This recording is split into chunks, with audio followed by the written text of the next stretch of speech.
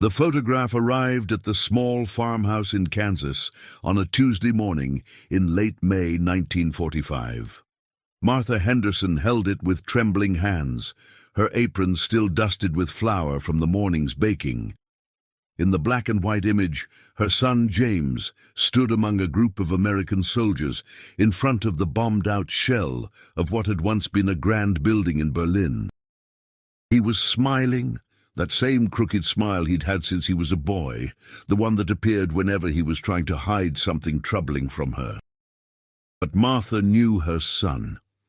She had raised him alone after his father died in a farming accident when James was only 7. She had watched him grow from a quiet, thoughtful boy into a determined young man who enlisted the day after Pearl Harbor, despite her tears and protests. And she knew, looking at that photograph, that something was terribly wrong. The smile didn't reach his eyes. His left hand, visible at his side, was clenched into a tight fist. And there, barely visible in the background of the photograph, was something that would haunt her for the rest of her life, a small figure, partially obscured by rubble, that seemed to be watching the soldiers with hollow eyes. The letter that accompanied the photograph was brief, written in James's careful handwriting, but with an unusual shakiness to the letters. "Dear Mother," it read, "Berlin has fallen. We're here now, in the heart of what was once Hitler's empire. The war in Europe is over, and we'll be home soon. Don't worry about me, I'm fine. The photograph shows me and my unit outside the Reichstag. We're all in good spirits. Your loving son, James." But Martha Henderson was worried. She had received dozens of letters from her son throughout the war, from basic training in Georgia, from the transport ship crossing the Atlantic, from England as he prepared for D-Day, from France after the liberation of Paris, from Belgium during the brutal winter of the Battle of the Bulge. She knew the rhythm of his words, the cadence of his thoughts. This letter was different. It was too short, too formal, too carefully constructed. It was a letter written by someone who wanted to say something but couldn't. If you're watching this story unfold and wondering what Martha discovered, please subscribe to our channel and leave a comment telling us where you're watching from. Your support helps us bring these powerful historical stories to life. Martha placed the photograph on the kitchen table and stared at it for a long time. The afternoon sun slanted through the window, illuminating the dust motes in the air and casting shadows across her son's face in the image. She had learned, over the years of war and worry, to trust her instincts. Something had happened to James in Berlin. Something that had changed him, something he couldn't or wouldn't write about in his letters home. The next letter arrived 3 weeks later. This one was even shorter. James wrote that he had been assigned to a special detail in Berlin, helping with the occupation and reconstruction efforts. He mentioned that he was working with displaced persons, helping to sort through records and identify survivors. He said he was learning German. He said he was fine. But again, Martha sensed the weight of unspoken words beneath the careful sentences. Throughout the summer of 1945, as America celebrated victory and soldiers began returning home, Martha waited. She kept the photograph on her nightstand, studying it every evening before bed, trying to decipher its secrets. She wrote to James every week, filling her letters with news from the farm, gossip from town, questions about when he might be coming home. His responses grew more sporadic, and when they did arrive, they were increasingly vague. It wasn't until September that she received a different kind of letter, not from James, but from another soldier in his unit. The return address showed it came from a military hospital in New York. The letter was from a Sergeant Robert Kowalski, and it began with an apology. "Mrs. Henderson, I hope this letter finds you well. I served with your son James in Berlin, and I feel compelled to write to you about something that has been weighing heavily on my conscience." Martha's heart raced as she read. Sergeant Kowalski explained that he was writing from a hospital bed, where he was recovering from what the doctors called combat fatigue. But what he knew was something deeper, something that had broken inside him during those weeks in Berlin after the German surrender. He wrote that he was one of the soldiers in the photograph she had received, standing just to James's left, though his face was turned away from the camera. "What we found in Berlin," Kowalski wrote, "was beyond anything we had imagined.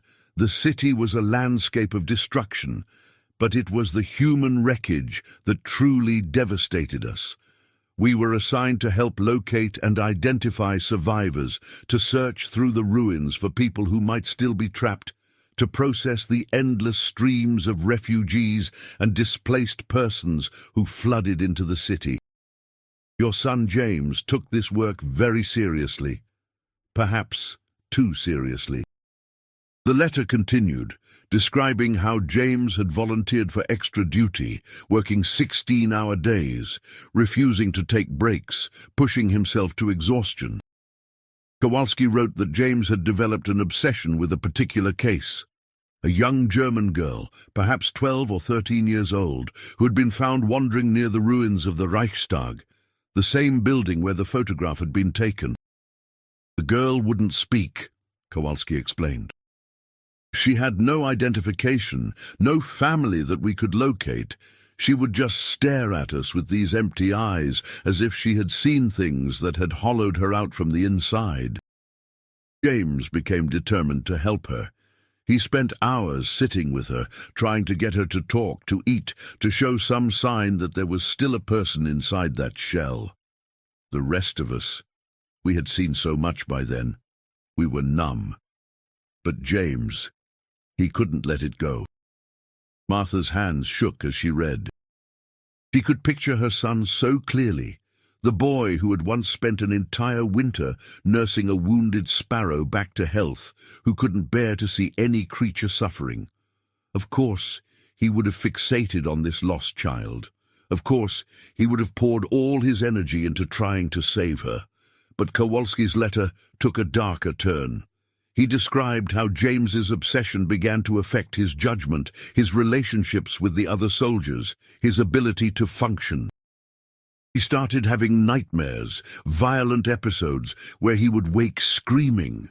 He became convinced that the girl was trying to tell him something, that she held the key to some terrible secret. The other soldiers grew concerned, but James wouldn't accept help. He insisted he was fine, that he just needed to solve this one case, to save this one child. "The photograph you received," Kowalski wrote, "was taken on what we thought would be a day of celebration. The war was over. We had won. We posed in front of the Reichstag as victors, but even as the camera clicked, James was distracted. He had seen the girl again, wandering in the rubble nearby. You can see her in the background of the photo if you look closely. After the picture was taken, James ran after her. We didn't see him again for 3 days." Martha set the letter down, her heart pounding. She picked up the photograph again and held it close to her face, squinting at the background. There, barely visible among the broken concrete and twisted metal, she could make out a small figure in a dark dress, standing perfectly still, watching the soldiers. The figure was blurred, as if it had moved just as the shutter closed. But Martha could see what Kowalski meant. There was something haunting about that small silhouette, something that sent a chill down her spine, even in the warm Kansas afternoon. She returned to Kowalski's letter. He wrote that when James finally reappeared, he was changed. He claimed he had followed the girl into the ruins and discovered something, an underground chamber, a room that had been hidden beneath the destroyed building. He said he had found documents there, records that revealed something important, but he wouldn't tell the other soldiers what he had discovered. He said it was too dangerous, that he needed to verify the information first, that he needed to find proof. The commanding officers thought James was having a breakdown, Kowalski continued. They ordered him to take leave, to see a doctor. But James refused. He said he was close to uncovering something crucial, something that would change everything they understood about what had happened in Berlin. He became secretive, paranoid. He stopped trusting anyone, even those of us who had fought beside him since Normandy. The letter described how the situation escalated. James began disappearing for long periods, returning covered in dust and debris, his clothes torn, his hands bleeding from digging through rubble. He filled notebooks with observations, drew maps of underground passages, collected fragments of documents. The other soldiers tried to help him, tried to understand what he was searching for, but James pushed them away. Then one night, Kowalski wrote, James came to me. It was 3 in the morning and he woke me up, said he needed my help. He looked terrible. He hadn't slept in days. His hands were shaking, his eyes were wild. He said he had finally found what he was looking for. He said he had proof that something terrible had been hidden in Berlin, something that the German leadership had tried to destroy before the city fell. He said the girl, the silent girl he had been trying to help, was connected to it somehow. He begged me to come with him, to witness what he had found, so that someone else would know the truth. Martha felt tears streaming down her face as she read. She could hear her son's voice in Kowalski's description, could imagine the desperation and determination that would have driven him to such extremes. I went with him, Kowalski continued. I thought that if I could see what he had found, I could help him make sense of it, could help him get the medical attention he clearly needed. We went into the ruins near the Reichstag, down into a partially collapsed basement. James had been excavating there for days, moving concrete and steel with his bare hands. He had created a narrow passage that led deeper underground into what had once been a bunker complex. The letter's handwriting became more erratic here, as if Kowalski was reliving the experience as he wrote. He described following James through the dark tunnels, using flashlights to navigate the debris-choked passages. They descended deeper and deeper, past rooms that had been offices, storage areas, living quarters. The air was thick with dust and the smell of decay. Kowalski wrote that he became disoriented, lost track of how far they had gone, how many turns they had taken. Then we reached the room James had discovered, Kowalski wrote. It was a small chamber, partially collapsed, with filing cabinets lining the walls. But what shocked me was the evidence of recent activity. Someone had been there, had gone through the files, had left papers scattered across a makeshift desk. James showed me what he had found. Documents related to a program that had been conducted in the final months of the war, a program involving children. Martha's blood ran cold. She didn't want to read further, didn't want to know what her son had discovered in that underground chamber. But she forced herself to continue.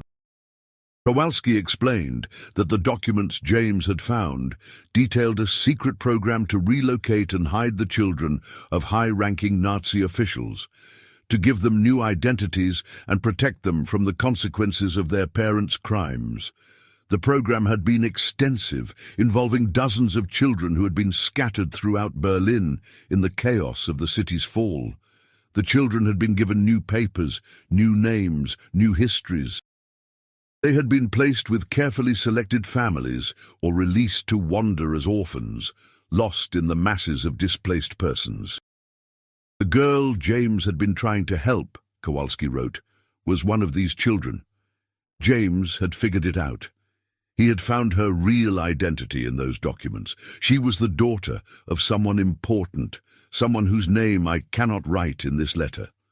James became convinced that she was trying to lead him to these documents, that she wanted the truth to be known. But Mrs. Henderson, I have to tell you, I think James had lost his grip on reality by that point. The girl was just a traumatized child. She wasn't leading him anywhere. His mind had created a narrative to make sense of the senseless. The letter described what happened next. As James and Kowalski examined the documents in that underground room, they heard sounds above them, voices, footsteps. Someone else was in the ruins. James became agitated, insisted they had to leave immediately, that they were in danger. He stuffed documents into his jacket and began crawling back through the narrow passage. Kowalski followed, but in the darkness and confusion, they became separated. I found my way out eventually, Kowalski wrote, but when I emerged, James was gone. I searched for him, but the ruins were vast, and I was disoriented. I reported what had happened to our commanding officer. They organized a search party, but by then it was too late. We never found James. He had disappeared into the labyrinth of destroyed Berlin. Martha stopped reading. Her hands were shaking so violently that the paper rattled. James was missing. Her son, who had written to her just weeks ago saying he was fine, had vanished into the ruins of a destroyed city on the other side of the world. But there was more to the letter. Kowalski concluded by writing that he was telling her all this because he believed she deserved to know the truth. The military had classified James as absent without leave, had suggested he might have deserted, but Kowalski knew better. He knew James had been broken by what he had seen and found in Berlin, had been driven to obsession by a need to uncover truth in a world that had been built on lies and horror. "Your son was a hero, Mrs. Henderson," Kowalski wrote. Not because he killed enemies or captured territory, but because he couldn't stop caring, even when caring threatened to destroy him. He saw a child in need and couldn't walk away. He found evidence of evil and felt compelled to expose it. Whatever happened to him in those ruins, I believe he was trying to do the right thing until the very end. I'm sorry I couldn't protect him. I'm sorry I couldn't bring him home to you. I hope that someday, somehow, you'll learn what really happened to your son. You deserve that closure. We all do. The letter was signed with shaking handwriting, followed by a military hospital address where Kowalski could be reached. Martha sat at her kitchen table as the afternoon faded into evening. The letter and the photograph spread before her. The house was silent except for the ticking of the grandfather clock in the hallway, the same clock that had marked the hours of her son's childhood, his departure for war, and now this impossible news. She studied the photograph again in the failing light. Her son's smile, that forced attempt at normalcy, the small figure in the background, blurred and haunting. She thought about what Kowalski had written, about the documents James had found, about the underground chamber and the secrets it contained. She thought about the girl who wouldn't speak, who had somehow led her son into the depths of Berlin's ruins. And Martha Henderson made a decision. She was 63 years old, a widow and a farmer who had never traveled more than 100 miles from the small Kansas town where she had been born. But she was also the mother of a missing son, a son who had always been driven by a need to help others, to uncover truth, to make things right. If the military had given up on James, if they had classified him as a deserter and closed his case, then she would have to take matters into her own hands. She stood from the table and walked to the small desk in the corner of the kitchen where she kept her important papers. She pulled out her savings book. Every dollar she had earned from selling eggs and vegetables at the market, from taking in sewing, from careful scrimp and saving over the years. It wasn't much, but it would have to be enough. She would go to Berlin. She would find out what happened to her son. The next morning, Martha Henderson walked into the office of the town's only travel agent, a young woman named Betty, who had taken over her father's business when he died in the Pacific.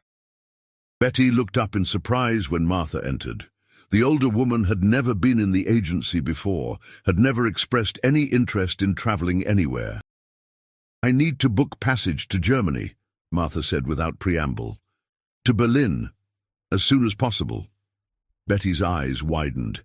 "Mrs. Henderson, Berlin is still under military occupation. Civilians can't just—" "I'll find a way," Martha interrupted. "My son is missing there. The army says he deserted, but I know better. He would never abandon his duty. Something happened to him, and I'm going to find out what."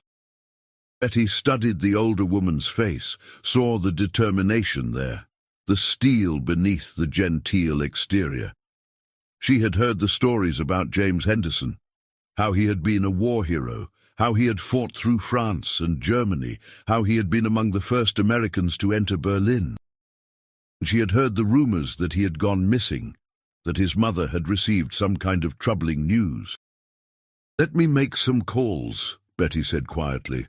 "I know someone at the State Department, a man whose son I dated before the war. Maybe he can help arrange the necessary paperwork." Over the following weeks, Martha prepared for her journey with the same meticulous care she had brought to every task in her life. She arranged for her neighbor to look after the farm, to tend to the chickens and the garden. She wrote to Sergeant Kowalski at the military hospital, explaining her plan and asking for any additional information he could provide. She contacted every official she could think of: her congressman, the War Department, veterans organizations, trying to get official support for her search. Most of the responses were discouraging. The war had created millions of displaced persons, thousands of missing soldiers, a bureaucratic nightmare of epic proportions. One missing private, officially classified as AWOL, was not a priority. Several officials suggested, with varying degrees of tact, that she should accept the possibility that her son was dead, that she was wasting her time and money on a futile quest. But one letter gave her hope. Kowalski responded with a detailed account of everything he could remember from those final days with James. He included a rough map of the area where they had explored, marked with an X, where he believed the underground chamber was located. He wrote that he had tried to return to that spot later, but had been unable to find the entrance again. The rubble had shifted, the landscape had changed, or perhaps his memory had failed him. "But Mrs. Henderson," he wrote, "there's something else you should know. Before I was sent back to the States, I heard rumors among the other soldiers. They said that in the weeks after James disappeared, other men had gone into those same ruins and never come back. They said there were people living in the underground chambers, scavengers and displaced persons who had made homes in the buried rooms beneath destroyed Berlin. They said it was dangerous to go down there alone, that the tunnels could collapse at any moment, that there were unexploded ordnances and toxic gases. Please be careful. Please don't go down there alone. Find someone local who knows the ruins, someone who can guide you safely. Your son wouldn't want you to risk your life searching for him." Martha folded Kowalski's letter carefully and placed it in her travel bag, along with the photograph, her son's letters, and all the documentation she had gathered. She knew the risks. She knew that what she was attempting was dangerous, perhaps even foolish. But she also knew that she would never forgive herself if she didn't try. The journey to Berlin took 3 weeks. First by train to New York, then a nerve-wracking flight across the Atlantic in a military transport plane that Betty's State Department contact had arranged, then another flight to the American sector of occupied Berlin. Martha had never been on an airplane before, had never even imagined traveling across an ocean. The experience was overwhelming. The noise of the engines, the cramped quarters, the knowledge that she was thousands of feet above the water with nothing but metal and machinery between her and certain death. But she endured it. She kept her eyes closed during the worst of the turbulence, clutched her bag with its precious contents, and thought about James as a little boy, the way he had looked at her with complete trust, certain that his mother could fix anything, solve any problem, make any hurt better. Berlin in the fall of 1945 was unlike anything Martha could have imagined. The scale of destruction was incomprehensible. Entire neighborhoods reduced to rubble, buildings standing like broken teeth against the sky, streets choked with debris. The air smelled of dust and decay, and something else, something indefinable that Martha would later understand, was the scent of despair, of a city that had been bombed and burned and broken. She had arranged to stay in a small boarding house in the American sector, a place that catered to the few civilians who had business in occupied Berlin. Journalists, aid workers, and the occasional desperate parent searching for a missing child. The boarding house was run by a German woman named Frau Schmidt, a widow whose husband and sons had all died in the war. Frau Schmidt spoke some English and seemed to understand without judgment what had brought Martha to this ruined city.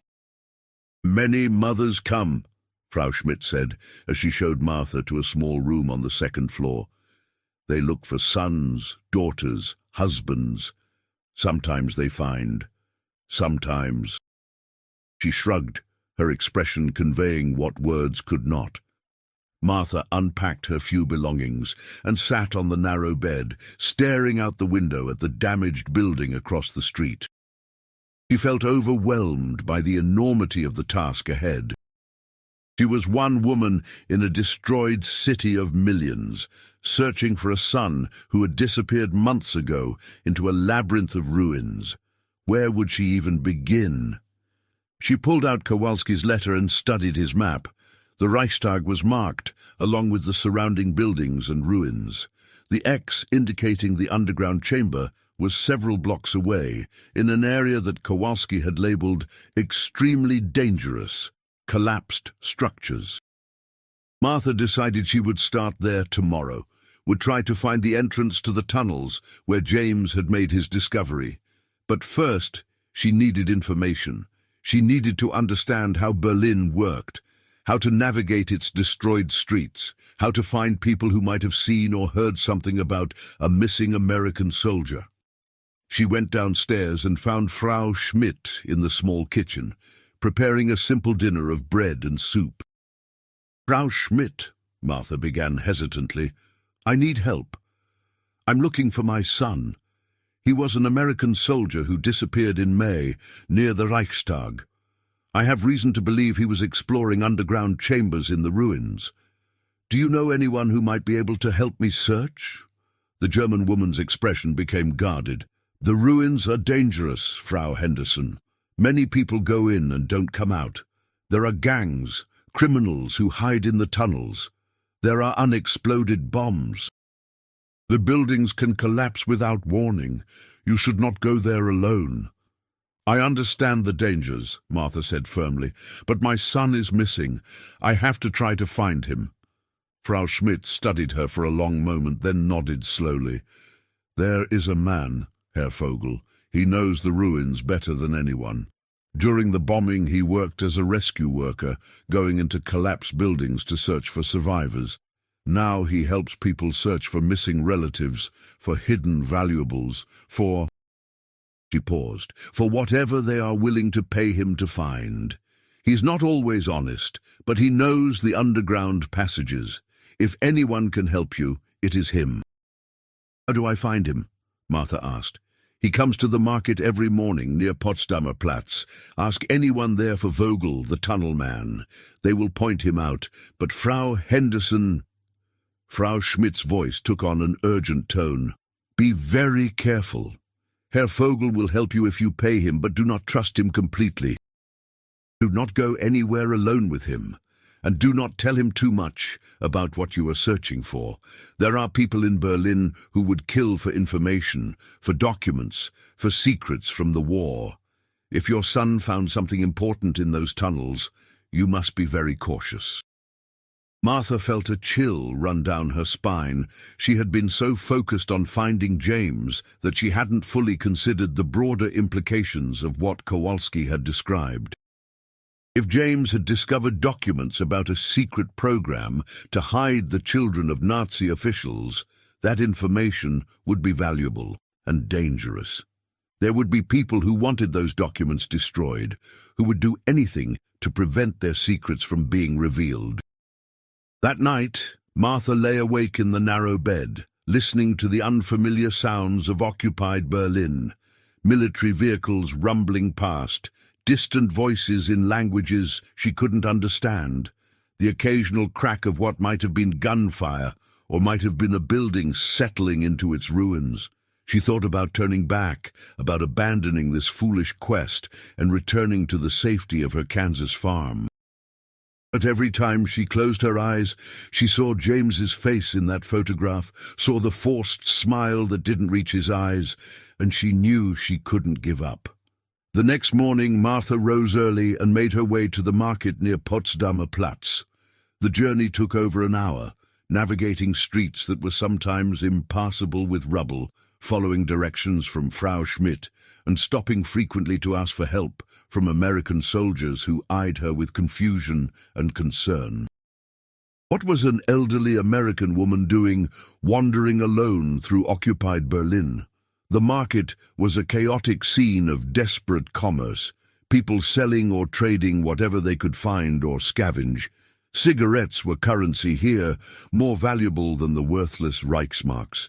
Martha saw children, thin and hollow-eyed, picking through garbage. She saw women offering family heirlooms for a few potatoes. She saw the face of defeat and desperation everywhere she looked. She asked several people for Herr Vogel, and each time was met with wary looks and reluctant gestures, pointing toward a corner of the market where a small man in a patched coat sat at a makeshift table. As Martha approached, she could see that Vogel was perhaps 50 years old, with sharp features and eyes that constantly scanned the crowd, missing nothing. "Herr Vogel?" Martha asked in her limited German, which consisted mostly of words she had learned from a phrasebook on the journey over. The man looked up at her, his expression showing surprise at seeing an American woman. "I speak English," he said, in heavily accented but clear speech. "You are looking for something?" Martha sat down across from him, uninvited, and pulled out the photograph. "My son, he was an American soldier. He disappeared in May, near the Reichstag. I believe he was exploring underground chambers in the ruins. I need someone to help me search for him." Vogel took the photograph and studied it carefully, his expression unreadable. He looked at each face in the image, then at the background, at the small figure Martha had noticed standing in the rubble. When he handed the photograph back, his eyes met hers with an intensity that was unsettling. "Many soldiers have disappeared in the ruins," he said carefully. "The underground is vast, full of dangers. Some who go in don't come out. Bodies are sometimes found months later, buried in collapsed tunnels. You understand this, yes?" "I understand," Martha said, "but I have to try. Will you help me?" Vogel was quiet for a moment, considering. "It will be expensive and dangerous. You would be better to go to the American authorities, to let them search." "The American authorities have closed my son's case," Martha interrupted. "They've classified him as a deserter. I'm his only hope." Something in Vogel's expression shifted, a flicker of respect, or perhaps recognition. He nodded slowly. "Show me where you believe he went." Martha pulled out Kowalski's map and spread it on the table, pointing to the X that marked the underground chamber. Vogel's eyes widened slightly when he saw the location. "That area is very dangerous," he said quietly. "There are gangs who control those tunnels. They don't like outsiders. And there are—" He hesitated. "There are rumors. People say strange things about that part of the ruins. They say voices can be heard underground, that lights appear in the darkness, that people who go down there come back changed, if they come back at all." "I don't believe in ghosts," Martha said firmly, though her heart was pounding. "Neither do I," Vogel replied. "But I believe in dangerous men who hide in the dark. I believe in tunnels that can become tombs. I believe that whatever your son found in those chambers, someone didn't want it found." He studied her face. "You still want to search?" "Yes." Vogel named a price, an amount in American dollars that represented most of Martha's savings. She agreed without hesitation. Money meant nothing if she couldn't find her son. "We go tomorrow morning early," Vogel said. "Bring a flashlight, warm clothes, sturdy shoes. And Frau Henderson—" He leaned forward, his voice dropping. "If I tell you to run, you run. If I tell you to be silent, you don't make a sound. Your life will depend on following my instructions exactly. Do you understand?" "I understand." As Martha walked back to the boarding house, she felt both terrified and hopeful. She was one step closer to finding James, to discovering what had happened in those underground chambers. But she couldn't shake the feeling that she was descending into something far more dangerous than she had imagined. That evening, she wrote a letter to her neighbor back in Kansas, a letter to be opened if she didn't return.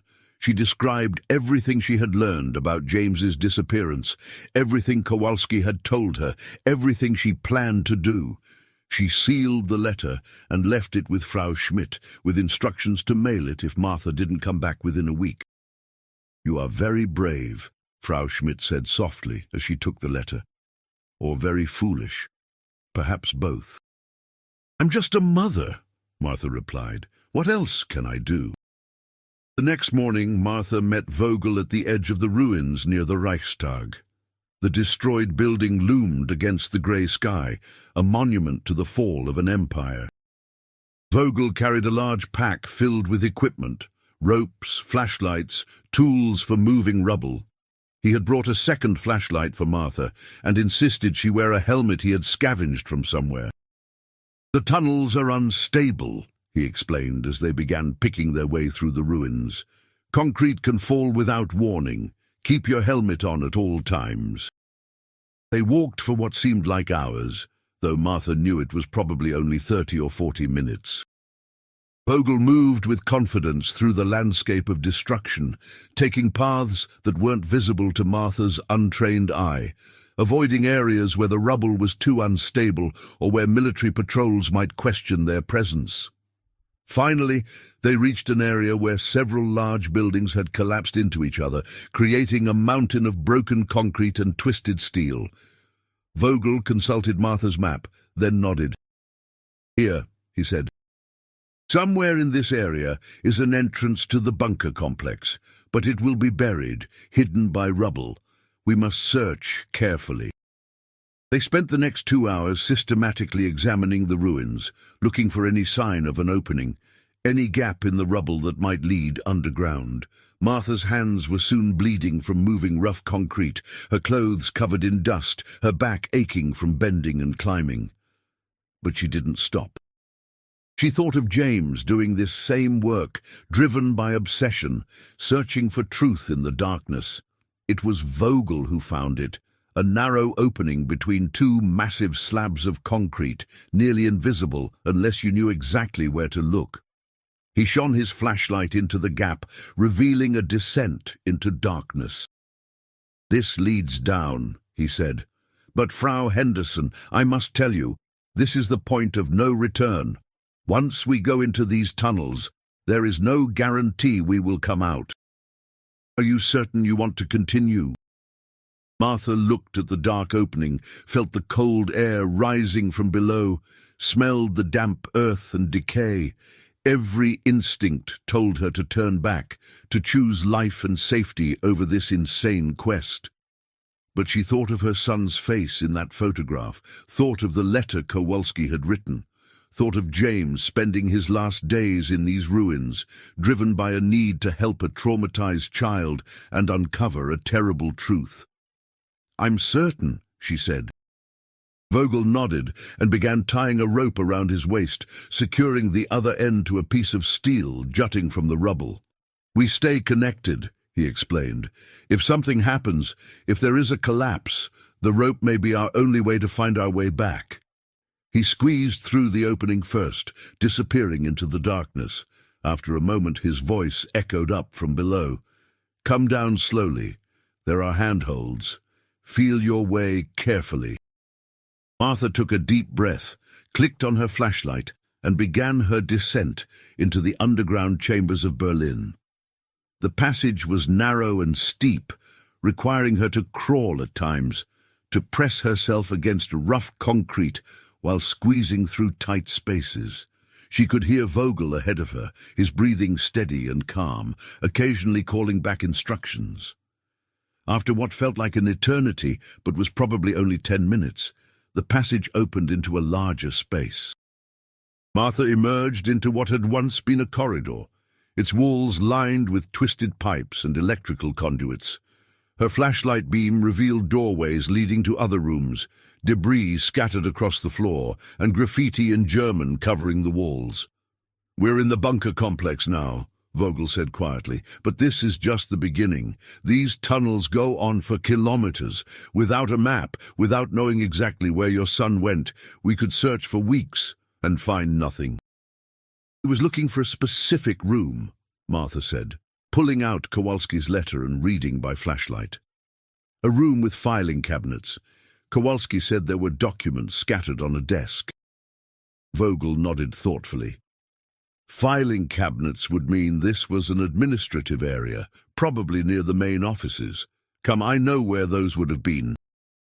He led her deeper into the complex, through corridors that twisted and branched, past rooms that had been offices, storage areas, barracks. Some rooms were intact, eerily preserved, as if their occupants had just stepped out. Others were partially collapsed, filled with rubble and twisted metal. The air was thick with dust and something else, a smell of decay that made Martha's stomach turn. They had been underground for perhaps an hour when they heard it, a sound that made both of them freeze. It was faint, distant, but unmistakable. Voices. Someone else was in the tunnels. Vogel immediately extinguished his flashlight and grabbed Martha's hand, forcing her to switch hers off as well. They stood in complete darkness, barely breathing, listening. The voices grew closer, speaking in German. Martha couldn't understand the words, but she could hear the tone, rough, aggressive, suspicious. "Don't move," Vogel whispered in her ear, so quietly she could barely hear him. "Don't make a sound." They waited in the darkness as the voices passed nearby, the beams of flashlights visible through a doorway about 20 feet away. Martha's heart was pounding so loudly she was sure the men would hear it. She pressed herself against the wall, trying to make herself as small as possible. The voices continued past their position, gradually fading. After what felt like an eternity, Vogel cautiously switched his flashlight back on, keeping the beam low and dim. "Scavengers," he whispered. "Or something worse. We must be very careful. They patrol these tunnels, and they don't like intruders." They continued more cautiously now, moving slowly, listening carefully before entering each new corridor. Vogel seemed to know the layout well, leading Martha through a maze of passages that all looked the same to her. She tried to memorize the route, tried to keep track of turns and landmarks, but she was hopelessly lost within minutes. Finally, they reached an area where the damage was more severe, a corridor where the ceiling had partially collapsed, leaving only a narrow passage along one wall. Vogel examined it carefully with his flashlight. "Through here," he said.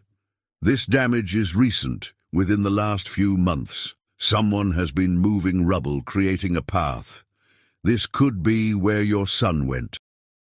They squeezed through the narrow opening, and on the other side they found a scene that made Martha's breath catch in her throat. Someone had been working here extensively. The floor was littered with tools, shovels, picks, crowbars. Piles of rubble had been carefully moved and stacked, and there, barely visible in the flashlight beam, was an opening that had been painstakingly excavated, leading deeper into the complex. "This is it," Vogel said quietly. "Someone has been searching here for something, recently." They entered the excavated passage, which led down at a steep angle. The walls here were different, older, part of a deeper layer of construction. Vogel explained that Berlin had multiple levels of underground infrastructure built over decades. They were descending into sections that might have predated the Nazi regime. The passage opened into a small chamber, and Martha's flashlight beam immediately revealed what they had been searching for. Filing cabinets lined two walls, many of them overturned or broken open. Papers were scattered everywhere, some water-damaged, others torn or burned. And there, in the corner of the room, was a makeshift desk, boards laid across rubble, covered with documents that had clearly been examined recently. "Don't touch anything yet," Vogel warned. "Let me make sure this area is stable." As he examined the walls and ceiling, Martha stepped closer to the desk, her flashlight illuminating the papers scattered across its surface. Even though most of the documents were in German, she could see official stamps, photographs of children, columns of names and dates. This was what James had found. This was the secret he had been trying to uncover. But Vogel's warning came too late. As Martha reached for one of the documents, her movement dislodged a loose piece of concrete from above. The sound echoed through the chamber, a sharp crack followed by the groan of shifting weight. Vogel grabbed Martha's arm and pulled her backward, just as a section of the ceiling collapsed where she had been standing moments before, sending up a cloud of choking dust. They stood frozen, waiting to see if the collapse would continue, if the entire chamber would come down on top of them. Slowly the dust settled, and the groaning stopped. The chamber held, but now half of it was buried under fresh rubble, and many of the documents on the desk had been scattered or buried. "We need to work quickly," Vogel said urgently. "That collapse may have been heard. Others will come to investigate. Gather what you can, but we must leave soon." Martha moved to the desk, her hands shaking as she sorted through the remaining papers. She couldn't read most of the German text, but she carefully collected documents that had photographs attached, that showed lists of names, that bore official stamps. She stuffed them into her coat, filling every pocket. As she worked, something caught her eye. A small leather journal, partially buried beneath the rubble that had just fallen. She pulled it free and opened it, and her heart stopped. The handwriting was English. It was James's handwriting. The journal was water-damaged and many pages were illegible, but she could make out fragments of entries dated from May 1945. James had been keeping a record of his investigation, of what he had found in these chambers. Martha's hands trembled as she tried to read by flashlight, deciphering her son's increasingly erratic script. May 15th, 1945. Found the girl again today near the Reichstag. She won't speak, but I know she's trying to tell me something. The way she looks at the ruins, it's like she's waiting for someone to understand. I have to help her. May 18th, 1945. Kowalski thinks I'm losing it, but I'm close to something important. I can feel it. The girl led me to a collapsed entrance. I've started clearing it. There's something down there, something they tried to hide before the city fell. May 23, 1945. Found the chamber. Files everywhere. Names, dates, photographs of children. This is bigger than I thought. They were systematically relocating them, giving them new identities. How many? Dozens, hundreds. The girl, she's one of them. I found her real name. I found her father's name. God help me, I know who he was. The entries became more fragmented, harder to read. Martha flipped through pages, trying to find more, desperate to understand what had happened to her son. May 28th, 1945. Someone knows I found this place. Things in my quarters have been moved. Someone searched through my belongings. I need to document everything before May 30, 1945. Can't trust anyone, they're watching me. Need to get this information out, but to who? The girl appeared again today. She spoke. First words I've heard from her. She said, "Sie kommen." They're coming. Who is coming? June 1st, 1945. Brought Kowalski here. Showed him everything. He believes me, I think. But we were interrupted. Had to leave quickly. Going back tonight alone. Need to retrieve the most important documents. Need to... The entry ended abruptly mid-sentence. The rest of the pages were blank, or too water-damaged to read. "Frau Henderson," Vogel's voice was urgent. "We must go, now. I hear something." Martha clutched the journal to her chest and turned to follow Vogel back toward the passage they had entered through, But as they reached the opening, they heard voices, the same rough German voices from earlier, but now closer, coming from the direction they needed to go. "We're trapped," Vogel whispered. "There must be another way out. Stay close to me." He led Martha deeper into the chamber complex, through a doorway she hadn't noticed before, into a corridor that angled downward. Behind them they could hear the voices entering the room they had just left, hear the sounds of men shouting in German. Flashlight beams swept through the darkness behind them. "They found our tracks," Vogel hissed. "They know we're here. Run!" They ran through the darkness, their flashlights bouncing wildly, illuminating glimpses of corridor walls, doorways, debris. Martha's lungs burned, her legs ached, but terror drove her forward. She could hear their pursuers behind them, shouting, their footsteps echoing through the tunnels. Vogel turned sharply into a side passage, then another, leading Martha through a maze of corridors that she could never hope to remember or retrace. They descended deeper, the air growing colder and more stale. And then suddenly Vogel stopped so abruptly that Martha nearly crashed into him. Before them was a large chamber, much bigger than the one they had found earlier. But this room was different. It had been maintained, cleaned, organized. Cots lined the walls, and there were supplies stacked in one corner. Food, water, blankets. This was a living space. People were hiding down here. And standing in the center of the chamber, illuminated by several lanterns, was a girl. She appeared to be about 13 or 14 years old now, thin and pale, with dark eyes that watched them with an intensity that was unsettling. Martha recognized her immediately, though she was older than in the photograph. This was the girl from the background of the image, the girl who had led James into these ruins. The girl said something in German, and Vogel responded. They spoke back and forth rapidly, their conversation tense. Finally, Vogel turned to Martha. "She says she knows who you are," he translated. "She says she's been waiting for you. She says your son left something for you, that he knew you would come looking for him." Martha stepped forward, her voice trembling. "Where is my son? What happened to him?" The girl spoke again, and Vogel translated, his voice somber. "She says your son was a good man. She says he tried to help her, tried to save her from what she was, from who she was.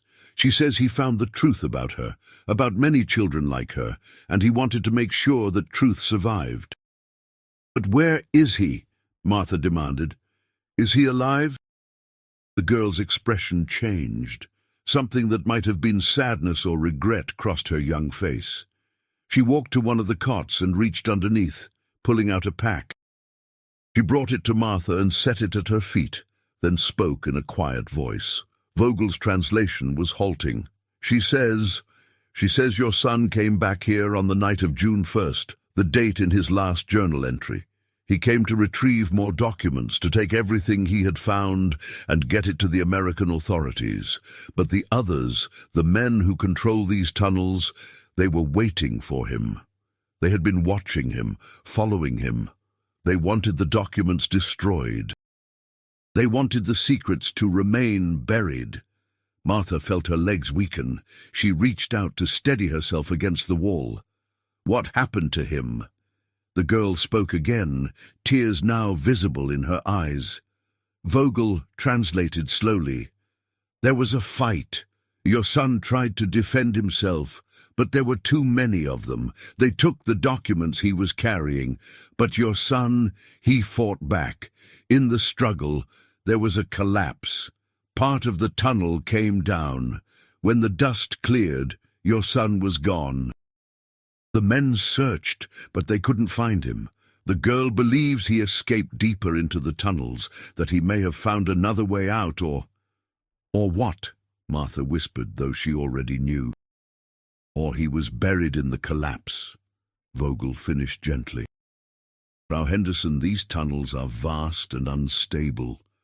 There are sections that have never been explored, chambers that collapsed during the bombing and have never been excavated. If your son went deeper, if he was injured, lost in the darkness..." Martha sank to her knees, the weight of understanding finally crushing her. James was gone.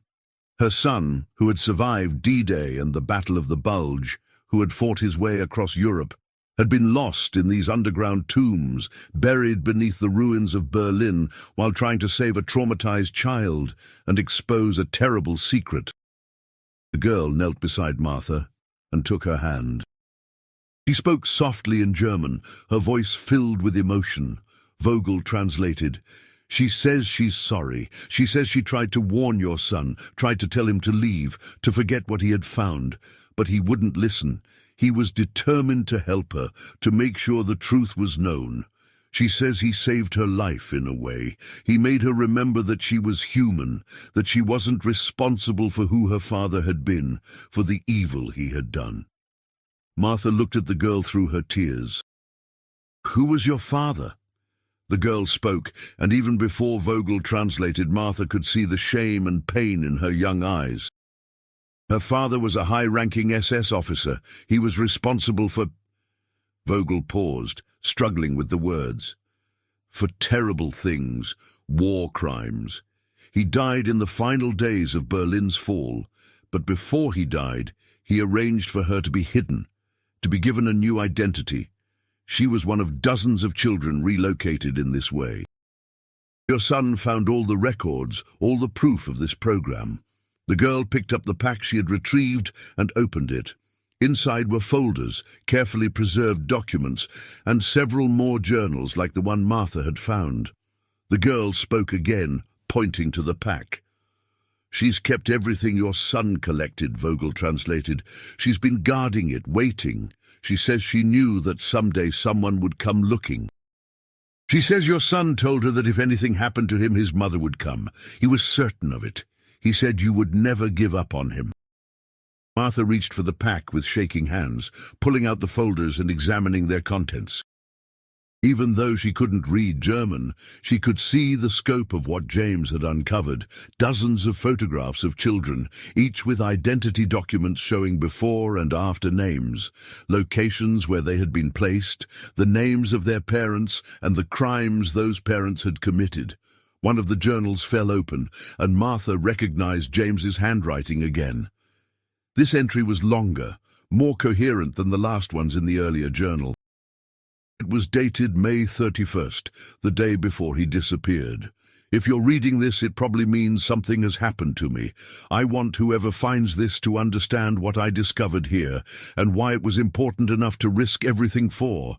These documents prove that dozens of children, maybe more, were systematically given false identities and hidden throughout Berlin in the final days of the war.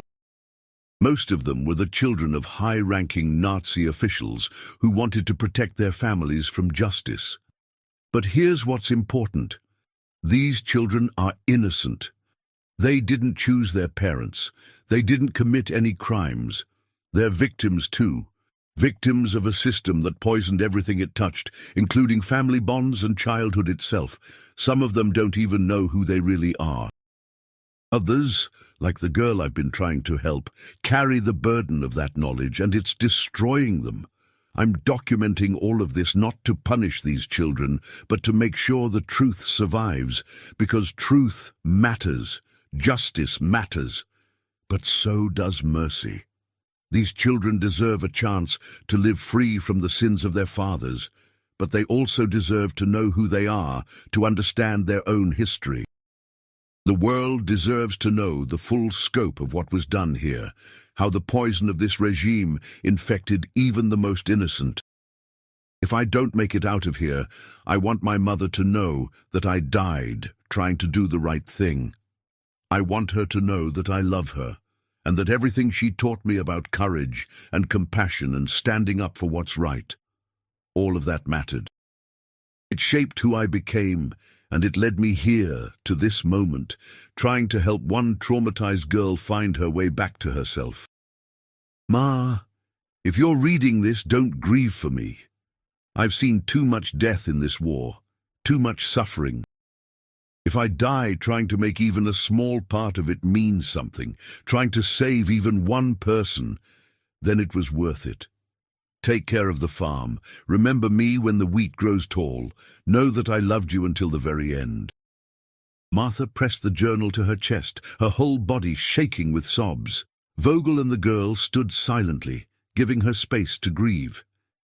In that underground chamber, surrounded by the ruins of a destroyed city and the evidence of unimaginable evil, Martha Henderson mourned her son, the boy who had nursed wounded sparrows, the man who couldn't stop caring even when caring destroyed him.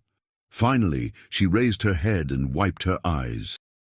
She looked at the girl and spoke, even though she knew the child probably couldn't understand English, but she spoke anyway because she needed to say it. "Thank you for keeping his work safe. Thank you for remembering him. He would be glad to know that he helped you." The girl seemed to understand, even without translation. She nodded, fresh tears streaming down her own face. Vogel cleared his throat gently. "Frau Henderson, we need to go. The men who were chasing us, they may have given up for now, but they'll be back, and we still need to find a way out. The girl says she knows another route, one that the gangs don't use. She can lead us." Martha carefully packed everything back into the pack, the documents, the journals, all the evidence James had died to preserve. She secured it tightly and slung it over her shoulder.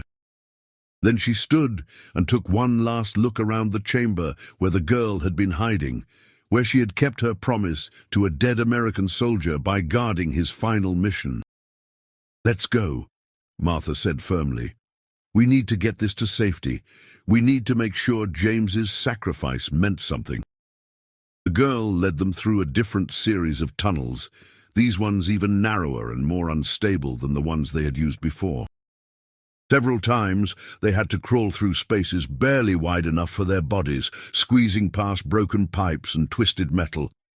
Martha's clothes were torn, her hands bleeding, her whole body aching, but she didn't stop. She clutched the pack tightly, protecting it as if it held her son's life itself. After what felt like hours, they saw light ahead, genuine daylight filtering down through a crack in the rubble above. The girl led them to a spot where the collapse had created a chimney-like opening to the surface. Vogel climbed up first, testing the stability, then reached down to help Martha. Together, they pulled her up, and finally the girl followed. They emerged into a destroyed section of Berlin that Martha didn't recognize, far from where they had entered. The late afternoon sun was blinding after the darkness of the tunnels. Martha blinked, disoriented, covered in dust and blood, clutching her precious pack. The girl spoke to Vogel one final time, then turned to Martha and did something unexpected. She embraced the older woman, holding her tightly, and spoke English words that were clearly difficult for her. "Your son, good man. He saved me. I remember. Always." Then she pulled away and disappeared back into the ruins, vanishing as completely as if she had been a ghost. Vogel helped Martha navigate back to the American sector, avoiding the areas controlled by Soviet forces, staying in shadows and moving quickly. By the time they reached the boarding house where Martha was staying, it was evening. Frau Schmidt gasped when she saw Martha's condition and immediately drew a bath, brought clean clothes, tended to her cuts and bruises. That night, Martha sat at the small desk in her room and carefully went through every document in the pack. She couldn't read most of them, but she studied each photograph, each name, each piece of evidence her son had died collecting, and she made a decision. The next morning, she went to American military headquarters in Berlin. She demanded to speak with the highest-ranking officer available. When she was initially turned away, she created such a scene, this small Kansas farm woman, bruised and bandaged but absolutely unshakable, that eventually a colonel agreed to see her. She laid the pack on his desk and told him everything. She told him about James, about the underground chamber, about the documents proving the systematic relocation and identity change of Nazi officials' children. She told him about the girl who had kept this evidence safe, about the men who had killed to keep these secrets buried. The colonel listened with growing seriousness. He examined the documents, called in translators, made phone calls. Finally, he looked at Martha with new respect. "Mrs. Henderson, what your son discovered is significant. This isn't just about hiding children. These documents contain intelligence about evacuation routes, about where other officials may have escaped to, about networks that helped high-ranking Nazis disappear. This could be crucial for the ongoing investigations and trials. Your son died performing an invaluable service, even if he didn't realize the full scope of what he'd found." "What about James?" Martha asked, her voice steady despite her grief. "What about my son's body? He's still down there, somewhere in those tunnels." The colonel's expression softened. "Mrs. Henderson, I'll authorize a search party. We'll do everything we can. But you need to understand, those tunnels are vast and extremely dangerous. If your son was caught in a collapse, if he went deeper into unexplored sections, the chances of recovery are very small." "I understand," Martha said. "But he deserves to be brought home. He deserves more than to be listed as a deserter. I'll personally see to it that your son's military record is corrected," the colonel promised. "He'll be listed as killed in action in the line of duty. And Mrs. Henderson—" He paused, choosing his words carefully.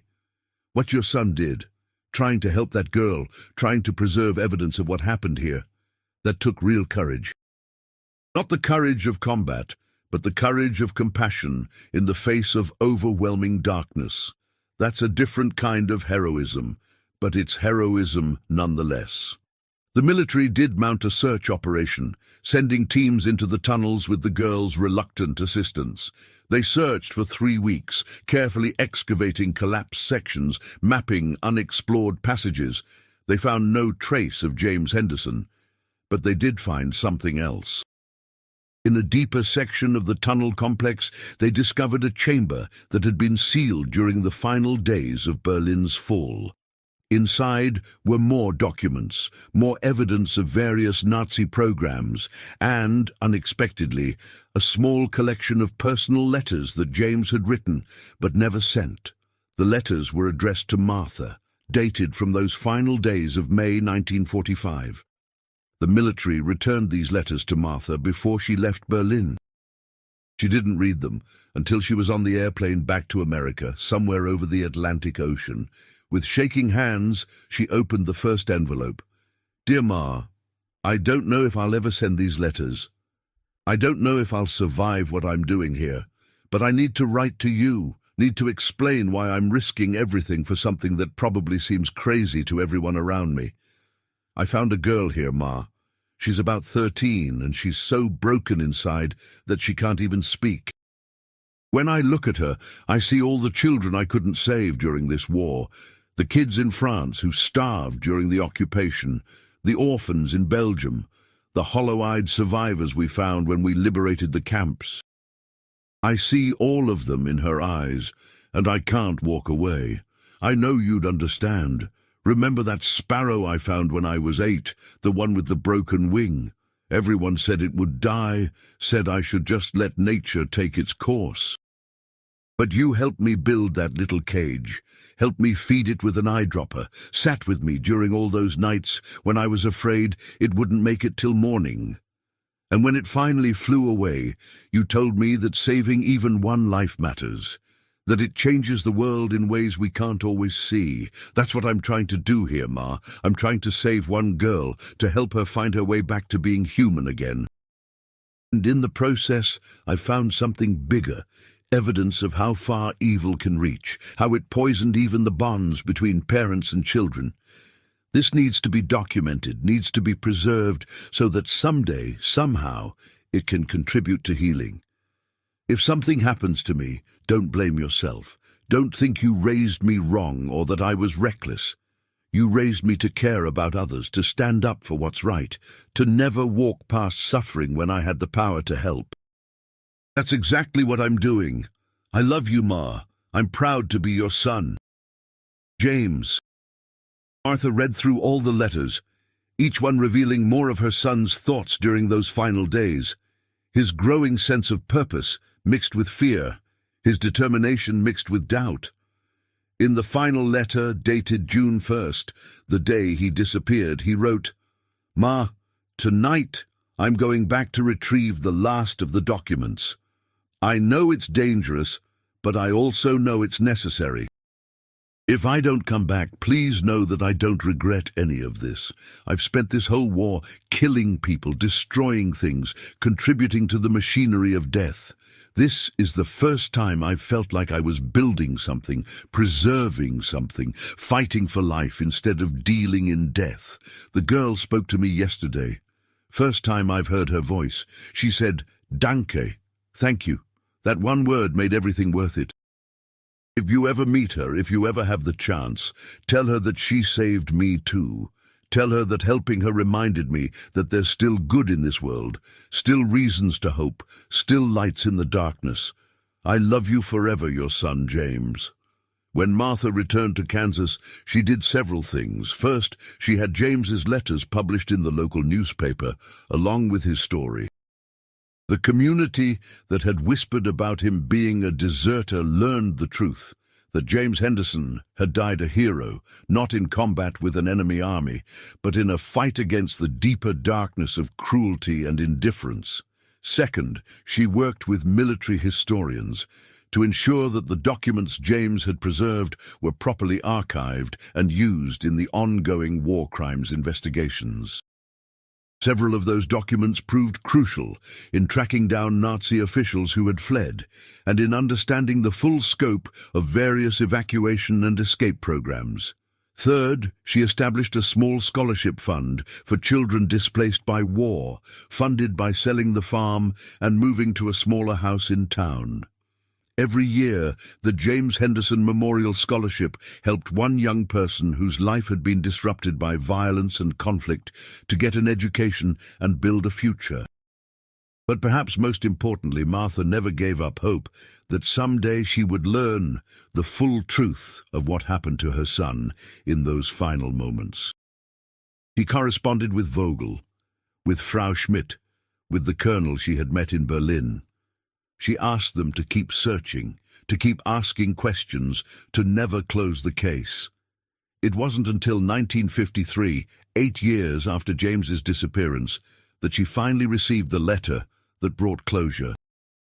It came from Germany, from an unexpected source, a man who had been one of the gang members controlling the tunnels in 1945.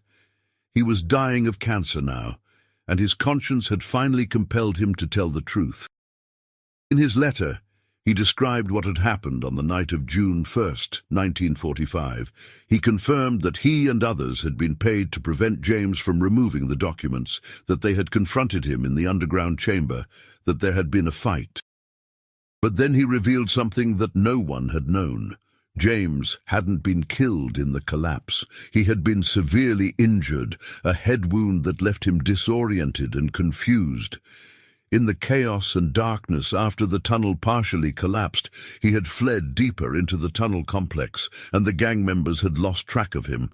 They had searched briefly, but then given up, assuming he would die down there anyway from his injuries. But the letter writer had gone back the next day, alone, driven by curiosity or perhaps a flicker of conscience. He had followed James's trail deeper into the tunnels and found something extraordinary. James had somehow made his way to an exit, a secret passage that led to the Soviet sector of Berlin. The letter writer had found blood on the walls, scraps of American uniform, and evidence that James had emerged from the tunnels alive. "I don't know what happened to him after that," the dying man wrote, "but he wasn't dead when he left those tunnels. He was alive, Mrs. Henderson, badly hurt, probably confused from the head injury, but alive. He emerged in the Russian sector, and after that, I don't know. Maybe he was found by Soviet soldiers. Maybe he wandered off into the destroyed city and died somewhere else. Maybe he survived but with such severe injuries that he couldn't remember who he was. I've carried this secret for 8 years, and now As I prepare to meet my Maker, I had to tell you, your son was braver than any of us. He didn't deserve what we did to him. I'm sorry." Martha Henderson was 71 years old when she received that letter. She sat in her small house in Kansas, holding the paper with trembling hands, and felt something she hadn't felt in 8 years: hope.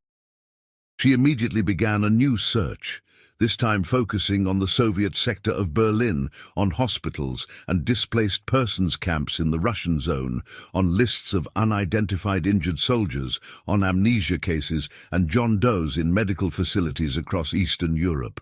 She wrote letters to Soviet authorities, to humanitarian organizations, to every contact she had made during her years of searching. She never found conclusive proof of what happened to James after he emerged from those tunnels. But she did find tantalizing possibilities. A record of an unidentified American soldier treated at a Soviet field hospital in June 1945 for severe head trauma, transferred to another facility and then lost in the bureaucratic chaos of post-war Europe. A report of an English-speaking man with amnesia who had wandered the streets of East Berlin for months before disappearing. Multiple dead ends and maybes and possibles. Martha Henderson died in 1959, at the age of 77.